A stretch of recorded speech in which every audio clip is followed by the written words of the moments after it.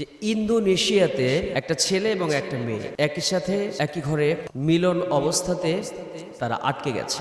ইন্নাল হামদুলিল্লাহ ওয়াসসালাতু ওয়াসসালামু আলা রাসূলিল আমিন ওয়া আলা আলিহি ওয়া সাহবিহি আজমাইন, আম্মা বা'দ। সুপ্রিয় সুধী দর্শক শ্রোতা, সম্প্রতি একটা বিষয় আমাদের চোখে এসছে, সোশ্যাল মিডিয়াতে ভাসছে, ভাইরাল হয়ে গেছে যে ইন্দোনেশিয়াতে একটা ছেলে এবং একটা মেয়ে একই সাথে একই ঘরে মিলন অবস্থাতে তারা আটকে গেছে এবং তার এই অবস্থা থেকে আটকে যাওয়ার পর থেকে ছোটানোর জন্য একজন আলেমকে ডেকে নিয়ে আসা হলো এবং তাদের প্রতিবেশী আসলো, দোয়া কালাম পড়ছে, তাদেরকে তওবা করাচ্ছে, তারা আল্লাহর কাছে প্রার্থনা করছে, রোনাজারি করছে, কিন্তু কোনো ক্রমেই তাদের এই যে আটকে যাওয়া এটা ছুটছে না। এমনকি শেষ পর্যন্ত দেখানো হচ্ছে যে রক্তক্ষরণের কারণে এই ব্যক্তিগুলো মারা যায়, মেয়েটাও মারা যায়। তো এই যে বিষয়গুলো দেখানো হচ্ছে, আমরা অনেকেই এটা সম্পর্কে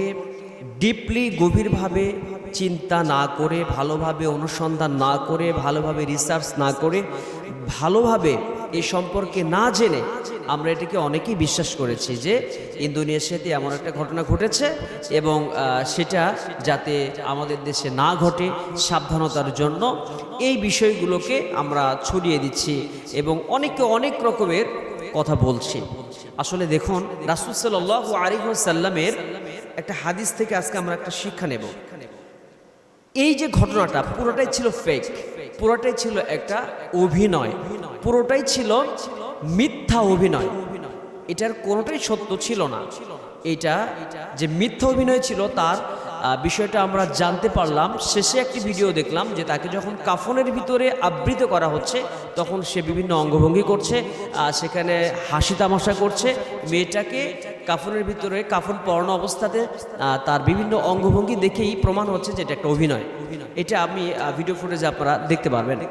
তো আমরা আপনাদেরকে যে বিষয়টা জানিয়ে দিতে যাচ্ছি সেটা হচ্ছে রাসূল করিম সাল্লাল্লাহু আলাইহি ওয়াসাল্লামের একটা হাদিস থেকে আমরা জানব।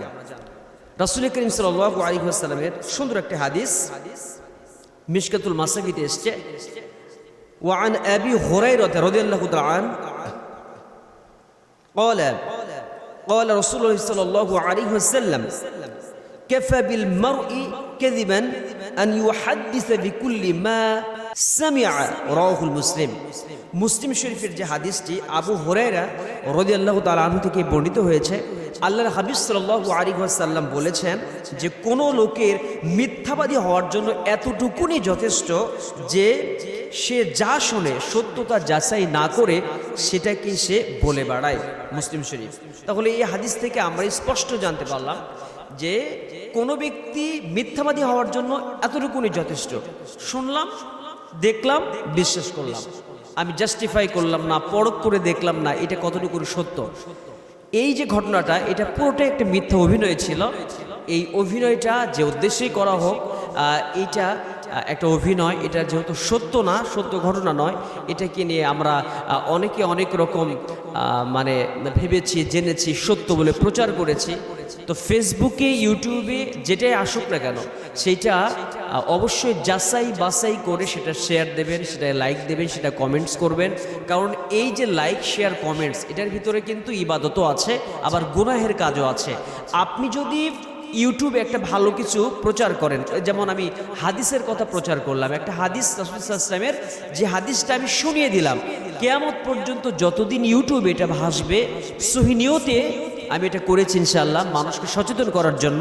তো এইটা যদি আপনি দেখেন, সে অনুযায়ী আমল করেন, এই হাদিসটা আপনি জানলেন, এটার জন্য কিন্তু আমিও সওয়াব পাবো এবং যে আমল করবে সেও কিন্তু সওয়াব পেয়ে যাবে।